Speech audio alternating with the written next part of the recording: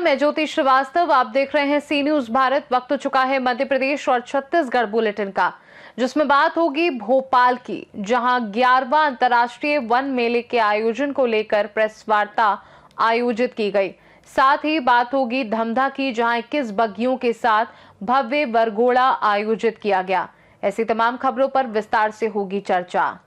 मध्य प्रदेश की राजधानी भोपाल में 11वां अंतर्राष्ट्रीय वन मेले का आयोजन 17 दिसंबर से 23 दिसंबर 2025 तक लाल परेड मैदान जहांगीराबाद में किया जा रहा है। अंतर्राष्ट्रीय वन मेला के आयोजन को लेकर आज होटल पलाश में प्रेस वार्ता का आयोजन किया गया। प्रेस वार्ता वन एवं पर्यावरण विभाग राज्य मंत्री दिलीप अहिरवार ने संबोधित की। अंतर्राष्ट्रीय वन मेला आयोजित होता है।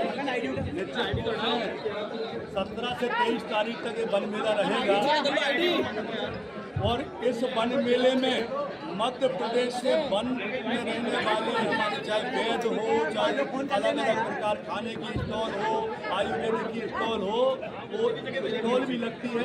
और उस वन मेले में पूरे मध्य प्रदेश के लोग आते हैं और देश विदेश के अलग देशों से भी लोग आते हैं। और इस वन मेले की खासियत है, इस बार बहुत ही भव्यता और दिव्यता के साथ ये वन मेला होने वाला है। पिछली बार 300 स्टॉल लगी थी, इस बार 350 स्टॉल लगी है। तो निश्चित रूप से हर बार सीएम साहब भी आएंगे। भोपाल से सी न्यूज संवाददाता हितेंद्र की रिपोर्ट। दुर्ग जिले के धमधा क्षेत्र में 16 वर्षीय किशोर तामेश्वर ठाकुर का शव महाराजपुर चौक के पास संदिग्ध हालत में मिलने से हड़कंप मच गया। कक्षा 9वीं का छात्र तामेश्वर शनिवार को चाचा के साथ दुर्ग जाने के लिए निकला था, लेकिन वापस नहीं लौटा, जिसके बाद सोमवार को उसका शव मिलने से परिजनों और ग्रामीणों में शोक व आक्रोश फैल गया। सूचना पर धमधा थाना प्रभारी युवराज साहू पुलिस बल के साथ मौके पर पहुंचे और शव को पोस्टमार्टम के लिए सामुदायिक स्वास्थ्य केंद्र धमधा भेजा गया। पोस्टमार्टम के बाद शव घर ले जाने के लिए मुक्तांजलि वाहन उपलब्ध न होने पर परिजनों का आक्रोश फूट पड़ा और अस्पताल में विवाद की स्थिति बन गई। सीएमओ डॉक्टर डीपी ठाकुर ने बताया कि धमधा ब्लॉक में फिलहाल मुक्तांजलि वाहन उपलब्ध नहीं है, जिससे मजबूरी में परिजनों को ऑटो रिक्शा से शव घर ले जाना पड़ा। इस घटना ने ग्रामीण क्षेत्र में स्वास्थ्य सुविधाओं की बदहाली को उजागर कर दिया है। ये अपन धमधा हॉस्पिटल में भाई आपका प्रॉब्लम है, जैसे कि कोई डिलीवरी पीरियड हो आते तो बार बेरम समय में गाड़ी नहीं पहुंच पावे। अब ये भाई घर दुख के काम है, एक लड़का खत्म हुए हैं, ये सामने में भाई है नहीं, ऑटो लगा के ले जाते है नहीं। ओकर कोई सुविधा मोल दिखाई नहीं देवा भाई। ऑटो में लेके जाबो सोनेश्वर और समय देख ले। हमारे यहाँ मुक्तांजलि कितने गाड़ी है और क्या इनका सुविधा है? हमारे यहाँ शासकीय जो सामुदायिक स्वास्थ्य केंद्र धमधा में मुक्तांजलि जो जिसका टोल फ्री नंबर जो है 1099 मतलब है, जिसका मतलब कॉल करने से वो जो है वहाँ पे पहुँच जाती है। जैसे पोस्टमार्टम करते हैं तो वहाँ भी मतलब यदि इसको कॉल करेंगे तो वहाँ भी वो जहाँ भी जिले से मतलब आ जाती है अपना जो मुक्तांजलि जो वाहन है, और उसको उनके घर तक मतलब निःशुल्क उसको पहुंचाई जाती है। आज तक गांव में एक बच्चे का मौत हुआ था। परिजन का आरोप है कि खुदा की तरफ से मुक्तांजलि नहीं दिया गया है, उन्होंने मांग किया था। अच्छा, ये क्या मतलब कॉल किए गए थे कि 10 इसको टोल फ्री नंबर जो है 1099 उसमें मुक्तांजलि को कॉल किया था क्या? बगैर कॉलिंग के यहाँ से सुविधा मिलता है, नहीं मिलता? अस्पताल से सुविधा नहीं मिलता। अस्पताल के लिए वैसे 100 वाहन अलग से तो उपलब्ध नहीं है यहाँ, और जैसे यदि आदमी जो है उसको कॉल करेंगे तो वो जिले से मतलब यहाँ पहुँच जाती है। धमधा ब्लॉक में कितने का मुक्तांजलि वाहन है? धमधा ब्लॉक में कहीं पर भी ऐसा मुक्तांजलि जो उपलब्ध नहीं है अभी। सुविधा नहीं है यहाँ, उतना बड़े घटना हो गए फिर भी से कोई सुविधा नहीं मिली। समझना सौल काम में लेके आओ। सौला हम ऑटो में लेके आए सर, अभी काम में लेके जाओ। हम ऑटो में लेके जाबो अभी। तो ये अस्पताल में गाड़ी उड़ी नहीं है? नहीं मिला सर, कुछ नहीं है। बड़े बड़े दावा करते ये करथन वो करथन की कुछ नहीं करे। क्या नाम है आपके? मैं मोर नाम मीनाराम साहू है। सोने सरार। धमधा से सीनू संवाददाता हेमंत उमरे की रिपोर्ट। पेटलावत के मेवानगर में पौष दशमी के पावन अवसर पर श्री नाकोड़ा पार्श्वनाथ भगवान का भव्य व ऐतिहासिक वरघोड़ा निकाला गया।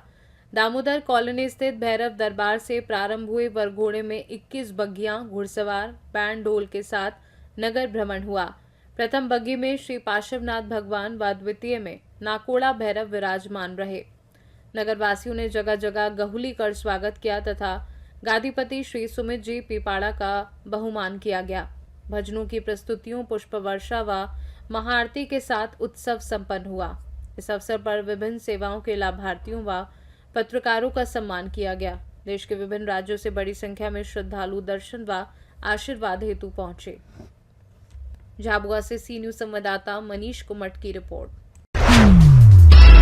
रायसेन के सब रजिस्ट्रार कार्यालय में प्राइवेट दलालों के खुलेआम हस्तक्षेप का मामला सामने आया है, जहां सब रजिस्ट्रार अरविंद चौहान की कुर्सी पर बैठकर एक निजी व्यक्ति रजिस्ट्री करता हुआ पाया गया, जिसकी पूरी घटना मीडिया कैमरे में कैद हो गई। बिना पैसे दिए रजिस्ट्री न होने की शिकायत पर कवरेज करने पहुंचे स्थानीय पत्रकार अनिल सक्सेना और उनके कैमरामैन के साथ दलालों और सब रजिस्ट्रार द्वारा बदसलूकी किए जाने का भी आरोप है। मौके पर रजिस्ट्रार रजनी सोलंकी ने हस्तक्षेप कर स्थिति को शांत कराया। इस घटना के बाद रायसेन के पत्रकार संगठनों ने कड़ा विरोध जताते हुए डिप्टी रजिस्ट्रार अरविंद चौहान के खिलाफ कार्यवाही की मांग की है और पूरे मामले की शिकायत रायसेन कलेक्टर से की गई है, जिससे कार्यालय में फैले भ्रष्टाचार और दलालों के वर्चस्व पर गंभीर सवाल खड़े हो गए हैं। रायसेन से सीनू संवाददाता अरशद मसूद की रिपोर्ट। खबर रीवा से है, जहां युवा नेता विराज द्वारा मध्य रात्रि में कंबल वितरण का महाअभियान लगातार जारी है। इस मानवीय पहल के तहत अविराज अपने साथियों के साथ देर रात शहर के विभिन्न इलाकों में पहुंचकर सड़क किनारे, फुटपाथों और खुले स्थानों पर जीवन यापन कर रहे जरूरतमंदों को ठंड से राहत देने के लिए कंबल वितरित कर रहे हैं। अविराज का कहना है कि सेवा का सही समय वही होता है जब किसी को उसकी सबसे अधिक आवश्यकता हो। इस अभियान को आमजन का भरपूर समर्थन मिल रहा है। इस दौरान अभिषेक सिंह गहरवार, अतुल पांडे, रोहित सिंह सहित कई युवा सक्रिय रूप से शामिल रहे। रीवा से सी न्यूज संवाददाता अर्जुन तिवारी की रिपोर्ट। भुवनेश्वरपुर रामानुजनगर खंड के मदनेश्वर मंडल में रविवार को विशाल हिंदू सम्मेलन का आयोजन अंचल की सुप्रसिद्ध कर्मा नृत्य और सुआ गीत के साथ भव्य रूप से संपन्न हुआ। कार्यक्रम का शुभारंभ भारत माता की पूजा से किया गया, जिसके बाद अतिथियों का फूल मालाओं से स्वागत किया गया। सम्मेलन में पंडित श्यामा चरण शुक्ला, सुशील कुशवाहा, मनोज जायसवाल और मातृशक्ति प्रतिनिधि रेखा साहू प्रमुख अतिथि के रूप में उपस्थित रहे। अपने संबोधन में पंडित श्यामा चरण शुक्ला ने समाज को एकजुट रहकर अंगूर के गुच्छे की तरह संगठित रहने का संदेश दिया। सुशील कुशवाहा ने भगवान राम के आदर्शों को अपनाने और धर्म रक्षा पर जोर दिया, जबकि मनोज जायसवाल ने युवाओं से धर्म परिवर्तन से दूर रहकर समाज में समरसता और राष्ट्र की सुरक्षा के लिए सजग रहने का संदेश दिया। कार्यक्रम के अंत में सभी उपस्थित लोगों ने खड़े होकर सामूहिक रूप से भारत माता की आरती गाई। कार्यक्रम का संचालन चांसी कुशवाहा और जगदीश साहू ने किया, जबकि संयोजक रामलाल साहू ने आभार व्यक्त किया। सूरजपुर से सीनू संवाददाता सुरेंद्र साहू की रिपोर्ट। चुरिया नगर के आसपास एक बार फिर तेंदुआ की आहट से दहशत का माहौल बना हुआ है। बीते दिन लालमेटा के पास जंगल क्षेत्र में तेंदुआ देखे जाने की पुष्टि के बाद क्षेत्र में चर्चा तेज हो गई है। बताया जा रहा है कि तेंदुआ लगातार जंगल और आसपास के इलाकों में विचरण कर रहा है, जबकि लालमेटा मार्ग पूरी तरह जंगल से घिरा हुआ है और आसपास के गांव के छात्र छात्राएं पढ़ाई के लिए इसी मार्ग से आवागमन करते हैं। इसके बावजूद वन विभाग की ओर से लोगों को सतर्क करने के लिए अब तक कोई आधिकारिक सूचना या चेतावनी जारी नहीं की गई है। स्थानीय नागरिकों ने वन विभाग से मांग की है कि तत्काल अलर्ट जारी कर लोगों को तेंदुआ से सावधान किया जाए और आवश्यक सुरक्षा कदम उठाए जाएं। छुरिया से सी न्यूज संवाददाता राधेश्याम शर्मा की रिपोर्ट। मध्य प्रदेश और छत्तीसगढ़ बुलेटिन में फिलहाल के लिए इतना ही। बने रहिए सी न्यूज भारत के साथ। हर खबर आपके साथ, आपके हाथ।